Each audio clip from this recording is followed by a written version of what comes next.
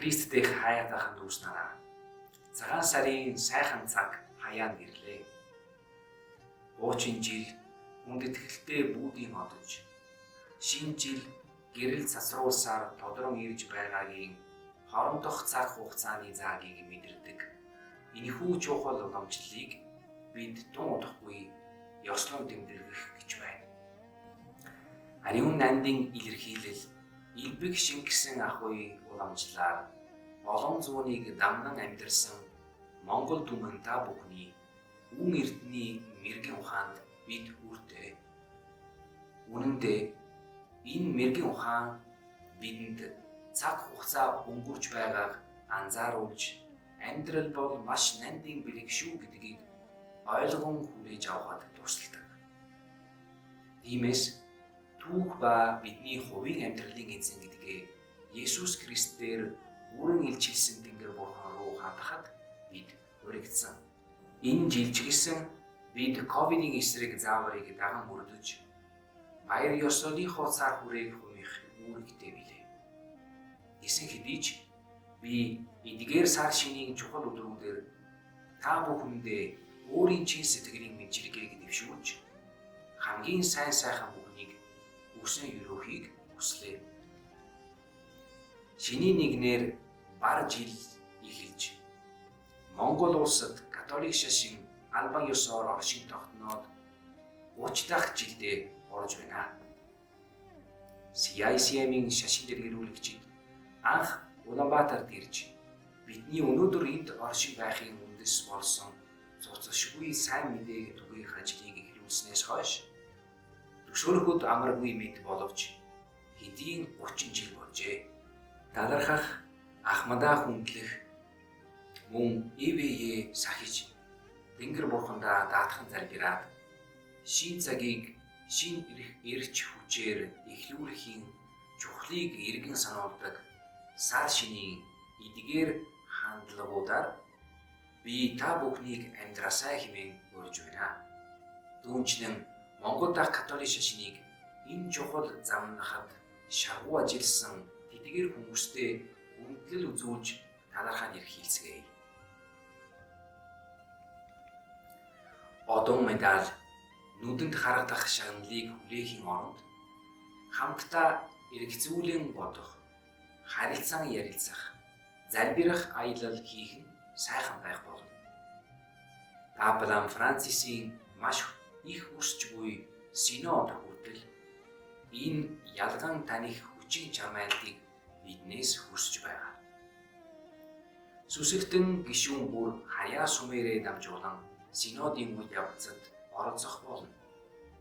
Мэдээж ойн жилийн хугацаанд бид бие биенээ сонсох, хамтдаа цагийг өнгөрөөх хэдэн өдрийн арга хэмжээ зохион байгуулах боломжтой.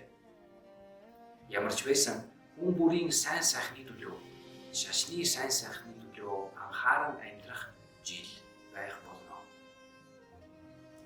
12 дугаар сард миний илгээсэн шашны хариуцлагатны захидал аль хэдийн та бүхэнд хүрсэн гэдэгт итгэж байна.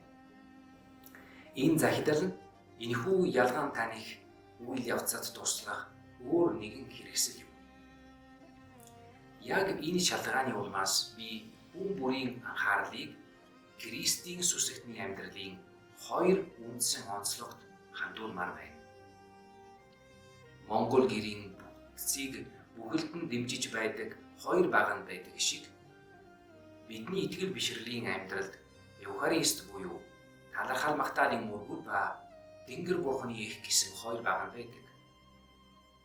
Өнгөрсөн жил олон сарын хугацаанд талархал магтаалын мөргөлийг хамтдаа хийх боломжгүй байснаас бид хэр их шаналсан билээ. Магадгүй энэ үнэхтэй нөхцөл байдал бидний дотор Евхаристийн өрсөглөнг төрүүлсэн байх. Евхарист бол Христ өөрийн амьдрал, үхэл ба амьлалтаараа бидний төлөө олж авсан авралыг шууд бөгөөд тодорхой замаар үлдэх боломжтой болгодог. Энэ бол бидэнд маш их хэрэгтэй байгаа мэргэн ухаан, ангаалтын бүх эрдэмсийг агуулсан итгэл бишрэлийн маань гол нууц юм. Евхаристийн амьдралыг урамшуулахын тулд би та бүхэнд чимээгүй Евхарист шүтэн бишрэхүйг чухалчлан авч үзэхийг санал болгож өдөр тутмынхаа цагийн хуваарьд Евхаристийн шүтэн бишрэхүйг нэг цагаар ургахыг сүмүүд болон шашны бүлгэн бүрээс хүсэж байна. Сүмүүд болон шашны бүлгэмүүд өдрийн хамгийн тохиромжтой цагтаа Евхаристийн шүтэн бишрэхүйг цагийг бий болгох нь их чухал. Харин энэ уламжлалыг хийдэг бол үргэлжлүүлээрэй. Катедрал бол Тэнгэр бурханы ард түмний Монгол дахь их сүм учраас тэндээ 12 цагийн тасралтгүй шүтэн бишрэхүйг байлгах бөгөөд энд бүхий л сүсгнүүд ээлжлэн ирж байна.